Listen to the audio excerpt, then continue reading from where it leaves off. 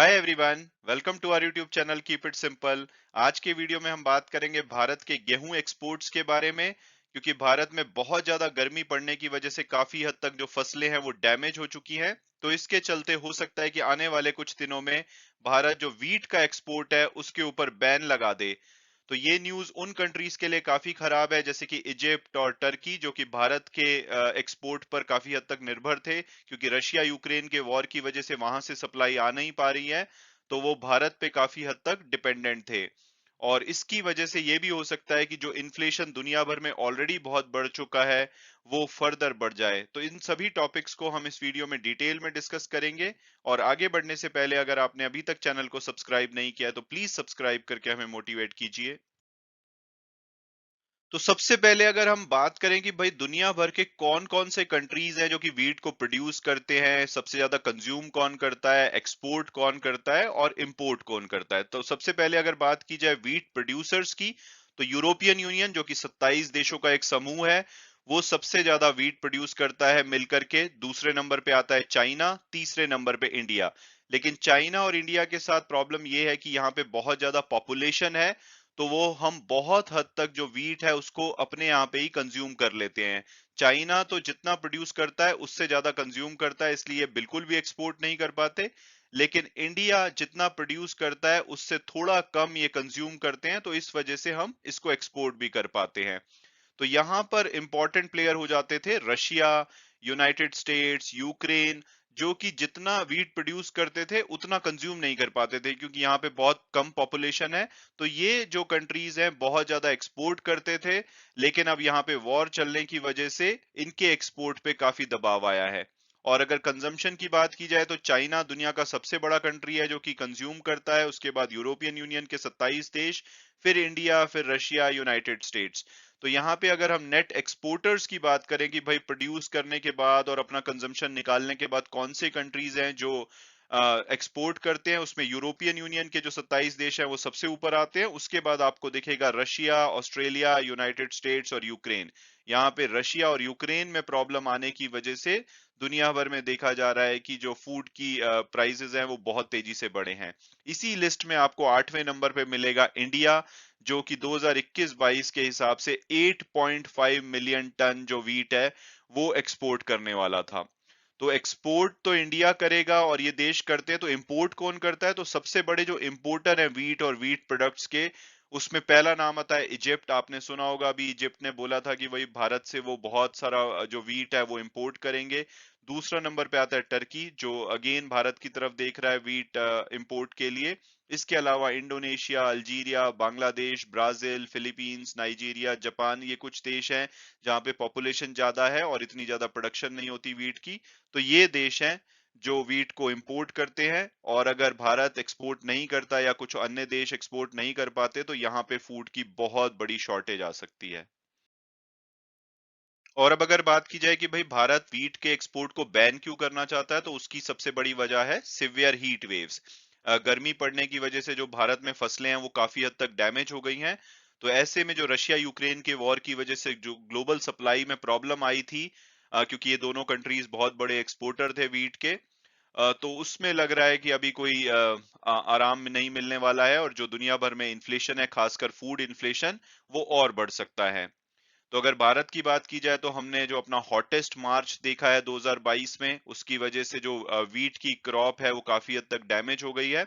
और जो दुनिया के जो इंपोर्ट करने वाले कंट्रीज हैं वो भारत की तरफ देख रहे थे कि भारत उनको जो रशिया यूक्रेन के वॉर की वजह से सप्लाई इशू आए हैं उसमें हेल्प करेगा। ऐसे में लगता है कि उनके लिए कोई इस टाइम पे आराम नहीं मिलने वाला है उन कंट्रीज को। भारत अपनी जो डोमेस्टिक सप्लाईज है उसको बचाना चाहता है ताकि हमारे यहाँ पे फूड की कमी ना पड़ जाए। इसलिए जो गवर्नमेंट है वो वीट एक्सपोर्ट पे कुछ ना कुछ कर्ब्स लगाने की कोशिश कर रही है, उसको लिमिट करने की कोशिश कर रही है। हालांकि ऑफिशियली इसको कंफर्म नहीं किया गया है, लेकिन इंटरनली मीडिया में ये इंफॉर्मेशन मिली है कि भारत बहुत ही जल्दी ऐसा कर सकता है।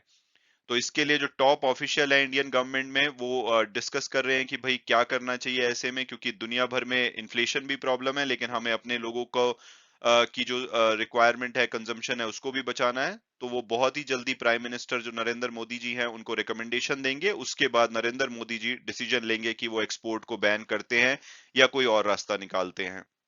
हालांकि जो सुधांशु पांडे हैं, जो फूड सेक्रेटरी हैं, उन्होंने कल एक ब्रीफिंग में बताया कि भाई अभी के लिए एक्सपोर्ट पे कोई बैन या कर्ब्स लगाने की जरूरत नहीं है, क्योंकि भारत के पास बहुत सारी सप्लाई है जो कि आराम से जो डोमेस्टिक डिमांड है उसको पूरा कर सकती है। हालांकि इंडिया कभी भी एक्सपोर्टर नहीं माना जाता था वीट का, क्योंकि हाई गवर्नमेंट के जो क्रॉप प्राइसेस होते थे उसकी वजह से एक्सपोर्ट ज्यादा फ्रूटफुल नहीं रहता था, और ज्यादातर ये घर में ही कंज्यूम किया जाता था और स्टॉक पाइलिंग की जाती थी। लेकिन रशिया यूक्रेन की वजह से बहुत ज्यादा उम्मीद की जा रही थी कि भारत जो गैप है दुनिया में जो फूड सप्लाई का, उसको पूरा करेगा। और अब अगर बात की जाए वीट प्राइसेस की, तो जो शिकागो का वीट फ्यूचर है जुलाई का, उसमें 4.2% का इंक्रीज देखा गया था 3 मई को। आप देख सकते हैं 3 मई का चार्ट है, इसमें कितनी तेजी से वीट के प्राइस बढ़े थे। हालांकि अल्टीमेटली वो 3% बढ़ करके बंद हुए, यानी कि थोड़ी सी एंड में कमी देखी गई, लेकिन ओवरऑल एक दिन में 3% ये बढ़े हैं। और $10.765 ए बशल, मतलब कि जो 8 गैलन के बराबर ये मेजरमेंट यूनिट होती है, उस पे बंद हुए हैं। और ये सबसे बड़ा मूव है 8 अप्रैल के बाद, जबकि बहुत तेजी से प्राइसेस बढ़े थे। और जो ग्रेन फ्लो है वो ऑलरेडी डिसरप्ट है रशिया यूक्रेन की वजह से, ऊपर से फर्टिलाइजर की शॉर्टेज चल रही है, और अब बेड वेदर यानी कि जो गर्मियां पड़ी हैं उसकी वजह से काफी हद तक काफी सारे रीजन्स में क्रॉप डैमेजेस हुई हैं। तो इसकी वजह से दुनिया भर में जो फूड की शॉर्टेज है वो सिवियर हो सकती है, फूड के प्राइसेस बहुत बढ़ सकते हैं। तो ये बहुत ही ज्यादा चिंता की बात है। जो गवर्नमेंट्स हैं वो अपने देश की जो कंजम्पशन रिक्वायरमेंट है या डिमांड है उसको प्रोटेक्ट करने की कोशिश कर रहे हैं। आपने देखा होगा अभी पीछे इंडोनेशिया ने पाम ऑयल की सप्लाई पे बैन लगा दिया था, और उसकी वजह से वेजिटेबल ऑयल के प्राइसेस बहुत तेजी से बढ़े थे। इसके अलावा सर्बिया और कजाकिस्तान ने जो ग्रेन शिपमेंट है उस पे रिस्ट्रिक्शन लगा दी है। और अब इंडिया भी वीट के एक्सपोर्ट पे अगर बैन लगाता है, तो इसकी वजह से आने वाले टाइम में फूड शॉर्टेज और इन्फ्लेशन देखा जा सकता है भारी मात्रा में। और भारत अगर एक्सपोर्ट को बैन करता है, एक तरफ तो हाँ, हम अपने जो डोमेस्टिक कंज्यूमर हैं उनके लिए प्रोटेक्शन करेंगे, लेकिन दुनिया भर में इसकी वजह से फूड शॉर्टेज हो सकती है। काफी सारे देश भारत की तरफ देख रहे थे। और अगर हम प्योरली कमर्शियल एंगल से देखें तो ये एक अपॉर्चुनिटी मिस भी है, क्योंकि रशिया और यूक्रेन के वॉर की वजह से जो ग्लोबल वीट प्राइसेस हैं वो बहुत तेजी से बढ़े थे। तो ऐसे में इंडिया इस अपॉर्चुनिटी का फायदा भी उठा सकता था, और जो रैली आई थी वीट के प्राइसेस में उसको कैश कर सकता था। और इसके अलावा काफी सारे जो इंपोर्ट करने वाले नेशंस हैं जो वीट को इंपोर्ट करते हैं, जैसे कि इजिप्ट, वो भारत की तरफ काफी उम्मीद से देख रहे थे, क्योंकि उन्होंने भारत को वीट इंपोर्ट के लिए अप्रूव भी कर दिया था। लेकिन अगर भारत एक्सपोर्ट पे बैन लगाता है तो हो सकता है कि इसकी वजह से क्रॉप जो प्रोटेक्शनिज्म है उसकी भी वेव आ जाए, और बहुत सारी गवर्नमेंट दुनिया भर की अपने लोगों के लिए जो फूड सप्लाई है उसको प्रोटेक्ट करने के लिए जो एक्सपोर्ट है उसके ऊपर बैन लगा दें, और उसकी वजह से जो प्राइसेस हैं बहुत हद तक बढ़ सकते हैं, दुनिया भर में फूड की शॉर्टेज आ सकती है।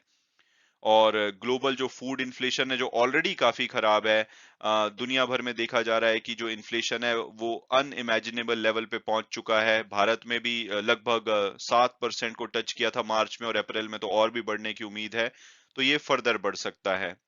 हालांकि जो पर्सन इन्वॉल्व हैं इसमें, वो ये कह रहे हैं कि एक स्ट्रेटेजी भारत की तरफ से ये हो सकती है कि वो मिनिमम एक्सपोर्ट प्राइस को सेटअप कर दे, जिसकी वजह से जो भारत से बाहर है वीट भेजना थोड़ा मुश्किल हो जाए। इस तरह से भारत आउटराइटली इसको बैन नहीं करेगा, लेकिन जो डोमेस्टिक सप्लाई है उसको बूस्ट करने के लिए इसके प्राइसेस को बढ़ा सकता है, जिससे कि अगर एक्सपोर्ट होगा तो हमें अच्छा प्राइस मिलेगा, अदरवाइज ये डोमेस्टिक कंजम्पशन के लिए भारत में ही रह जाएगा।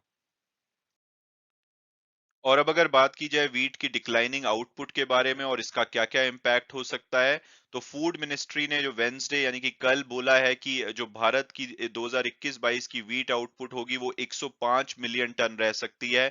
इससे पहले 111 मिलियन जो कि रिकॉर्ड होता, 111 मिलियन टन की उम्मीद की जा रही थी, फोरकास्ट लगाया जा रहा था, और पिछले साल हमने 109.6 मिलियन टन प्रोड्यूस किया था, यानी कि इस साल पिछले साल से भी कम प्रोडक्शन हो सकती है। और इस प्रोडक्शन की वजह से जो डोमेस्टिक मार्केट है वहां पे ऑलरेडी कंसर्न रेज होना शुरू हो चुके हैं, क्योंकि भारत में कई मिलियन लोग हैं जो कि फार्मिंग पे डिपेंड करते हैं, उनकी जिंदगी फार्मिंग पे ही चलती है। और अगर जो वीकर आउटपुट हुई है, यानी कि पिछले साल से भी कम, फोरकास्ट से भी कम, इससे फार्मर की जो इनकम है उस पे काफी ज्यादा इम्पैक्ट पड़ सकता है। गवर्नमेंट भी बहुत सारा वीट जो परचेज करती है फार्मर से वेलफेयर प्रोग्राम के अंतर्गत। ये 2/3 ऐसी पॉपुलेशन है भारत में जिनको कि ये सब्सिडाइज्ड रेट पे जो वीट है उसको प्रोवाइड करती है। पिछले साल जो इंडियन गवर्नमेंट है उन्होंने 43.3 मिलियन वीट परचेज किया था, क्योंकि कोविड की वजह से हमने एक्स्ट्रा अभी गवर्नमेंट ने लोगों को वीट की सप्लाई प्रोवाइड करी थी। लेकिन इस साल उम्मीद की जा रही है, यानी कि 2022-23 में, कि गवर्नमेंट सिर्फ 19.5 मिलियन टन ही परचेज करने वाली है। तो ऐसे में जो फार्मर्स हैं वो प्राइवेट फर्म्स को ज्यादा बेच रहे थे, क्योंकि उनको ज्यादा प्राइजेस मिल रहे थे, जितना कि गवर्नमेंट सेट करती है मिनिमम रेट उससे ज्यादा प्राइस देने को तैयार थे जो प्राइवेट प्लेयर्स हैं, क्योंकि जो वीट की डिमांड है वो डोमेस्टिक और ओवरसीज मार्केट में काफी बढ़ चुकी थी। हालांकि अभी भी जो फूड मिनिस्ट्री है उन्होंने ये बोला है कि जो ओपनिंग रिजर्व की एस्टिमेशन है कि अप्रैल 2023 में 8 मिलियन टन तक ओपनिंग रिजर्व रह सकता है, और जो कि गवर्नमेंट का जो स्टॉक पाइल टारगेट होता है वो 7.5 मिलियन टन का है। तो यानी कि अभी देख करके तो ऐसा नहीं लग रहा है कि बहुत ज्यादा वीट की प्रॉब्लम है, बट जिस तरह से वीट की क्रॉप डैमेज हुई है तो हो सकता है कि ये जो नंबर्स हैं बदल जाएं। और जो भारत के ट्रेडर्स हैं ऑलरेडी 4 मिलियन टन के कॉन्ट्रैक्ट ले चुके हैं 2022-23 में वीट को एक्सपोर्ट करने के लिए। जैसे कि इजिप्ट ने हमें वीट एक्सपोर्ट के लिए अप्रूव किया है, टर्की ने भी अप्रूवल दी है इंडिया को, क्योंकि ये दोनों बहुत बड़े कंट्री हैं जो कि वीट को इंपोर्ट करते हैं। तो यहाँ से भारत को अप्रूवल मिल चुकी है। और ऑलरेडी जो इन्फ्लेशन काफी बढ़ रहा है उसकी वजह से आपने कल देखा होगा कि जो आरबीआई है और मॉनेटरी पॉलिसी कमेटी है उन्होंने रेपो रेट को बढ़ाया है, और ये सडनली बढ़ाया गया, अनस्केड्यूल्ड मीटिंग की गई। तो इससे साफ साफ लग रहा है कि इन्फ्लेशन पे ऑलरेडी दबाव है। और इसमें जो आरबीआई के गवर्नर है शक्तिकांता दास, उन्होंने बोला भी था कि जो परसिस्टेंट इन्फ्लेशन प्रेशर है वो बहुत ज्यादा बढ़ता जा रहा है, और खासकर फूड पे। और आने वाले टाइम में भी उनके हिसाब से ऐसा नहीं लगता है कि फूड के प्राइसेस में कुछ कमी देखी जा सकती है। तो ऑलरेडी बहुत ही ज्यादा चिंता की बातें हैं, और उसमें अगर एक्सपोर्ट बैन लगता है तो दुनिया भर के लिए ये काफी खराब न्यूज होगी। उम्मीद की जाएगी कि जो डैमेज हुआ है वो लिमिटेड हो, और आने वाले टाइम में ऐसा डैमेज ना हो, ताकि हम खुद की भी कंजम्पशन को प्रोटेक्ट कर पाए, साथ साथ में दुनिया में जहां पे फूड की शॉर्टेज है वहां पे सप्लाई करके कमर्शियली भी फायदा उठा पाए, और ओवरऑल दुनिया भर में फूड की शॉर्टेज की भी कोई इशू ना हो। मैं उम्मीद करता हूँ कि आपको ये वीडियो पसंद आया होगा और आपने कुछ नया जाना होगा। Thanks so much for watching the video, and God bless you all.